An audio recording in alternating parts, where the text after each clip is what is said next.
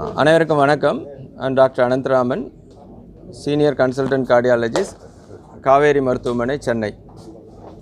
இன்றைக்கி ஒரு 84 வயசானவங்களுக்கு முதல் முறையாக இந்தியாவில் 2 valve aortic and mitral already operation பண்ணி 2012 இப்போ பழுதடைஞ்ச வால்வை ஆப்ரேஷன் இல்லாமல் கால் வழியாக போயிட்டு அந்த டிரான்ஸ்கெத்திட்டர் நுண்குழாய் மூலம் 2 வால்வும் மாற்றி அதே சமயத்தில் டிரான்ஸ்கெத்திட்டர் அந்த நுண்குழாய் மூலம் பேஸ்மேக்கரும் பொறுத்திருக்கும். மைக்ரோ அப்படின்னு பேஸ்மேக்கர் பொறுத்துனது. இது போன வாரம் பண்ணது. இந்த ப்ரொசீஜர் பண்ணி 3வது நாள் பேஷண்ட் டிஸ்சார்ஜ் ஆனாங்க. இன்றைக்கி ஃபாலோ அப் வந்திருக்காங்க, நல்லா இருக்காங்க, நல்லா வாக் பண்ணிகிட்ருக்காங்க, சைக்கிளிங் அண்ட் கார் ஓட்டுறது எல்லாமே பண்ணிகிட்ருக்காங்க.